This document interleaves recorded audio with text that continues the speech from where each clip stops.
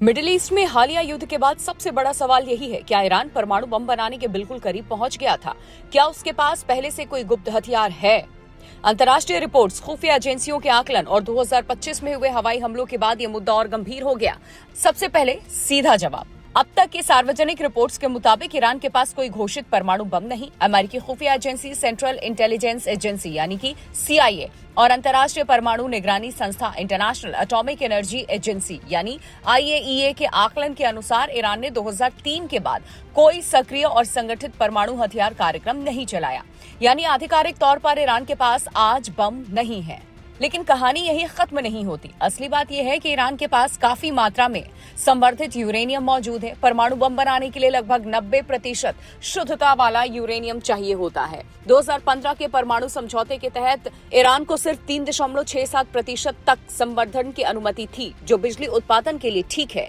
लेकिन 2018 में अमेरिका के समझौते से बाहर होने के बाद ईरान ने धीरे धीरे संवर्धन बढ़ाकर 60% तक पहुंच गया। विशेषज्ञ मानते हैं कि 60% से 90% तक जाना तकनीकी रूप से छोटा कदम है, इसीलिए ब्रेकआउट टाइम यानी कि बम के लिए जरूरी यूरेनियम तैयार करने का समय बहुत कम होकर 1 हफ्ते से भी नीचे आका जाने लगा था। अब थोड़ा आपको पीछे लिए चलते हैं। ईरान का परमाणु कार्यक्रम 1980 के दशक से शुरू हुआ। ईरान हमेशा कहता है कि उसका मकसद सिर्फ बिजली बनाना और मेडिकल रिसर्च है, लेकिन बाद में IAEA की जांच में प्रोजेक्ट अमाद नाम के एक गुप्त कार्यक्रम का खुलासा हुआ, जो 1980 के दशक के अंत से 2003 तक चला। इसमें परमाणु विस्फोटक डिजाइन और मिसाइल डिलीवरी सिस्टम पर काम हुआ था। 2003 के बाद ये कार्यक्रम बंद कर दिया गया।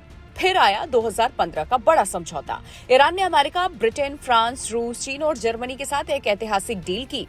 शर्त साफ थी, सीमित संवर्धन की सख्त निगरानी, बदले में आर्थिक प्रतिबंधों से राहत। लेकिन 2018 में तत्कालीन अमेरिकी राष्ट्रपति डोनाल्ड ट्रंप ने इस समझौते को कमजोर बताते हुए अमेरिका को बाहर कर दिया। इसके बाद ईरान ने भी समझौते की शर्तों को तोड़ना शुरू कर दिया। जून 2025 में हालात और बिगड़ गए। इजरायल और ईरान के बीच में 12 दिन तक युद्ध चला। इस दौरान ईरान के 3 बड़े परमाणु ठिकानों इस्फहान, नतांज और फोर्दो पर हवाई हमले हुए। अमेरिका भी इस कार्रवाई में शामिल हुआ। अमेरिका का दावा था कि इन हमलों में ईरान का परमाणु ढांचा लगभग तबाह हो गया है। हालांकि IAEA प्रमुख ने बाद में कहा कि नुकसान गंभीर है, लेकिन पूरी तरह से खत्म नहीं हुआ और कुछ महीनों में काम फिर शुरू हो सकता है। तो असली सवाल, ईरान बम बनाने से कितनी दूर था? हमलों से पहले आकलन ये था कि ईरान के पास इतना 60% संवर्धित यूरेनियम था, लेकिन सैद्धांतिक रूप से लगभग 10 परमाणु बम बनाए जा सकते थे। लेकिन सिर्फ यूरेनियम होना काफी नहीं होता। असली चुनौती होती है हथियार का डिजाइन, उसे छोटा और मिसाइल में फिट करना, परीक्षण करना और डिलीवरी सिस्टम तैयार करना। इनमें 1 से 3 साल तक का समय लग सकता है। यानी साफ शब्दों में कहें तो ईरान के पास बम नहीं था, लेकिन बम बनाने की चाबी जरूर थी। राजनीतिक फैसला अगर लिया जाता तो वो कम समय में हथियार ग्रेड यूरेनियम तैयार कर सकता था। 2025 के हमले ने उसके कार्यक्रम को पीछे जरूर धकेला, लेकिन उसकी तकनीकी जानकारी और विशेषज्ञता अभी भी मौजूद है। मिडिल ईस्ट की शांति अब काफी हद तक इसी बात पर टिकी है कि ईरान आगे क्या फैसला लेता है।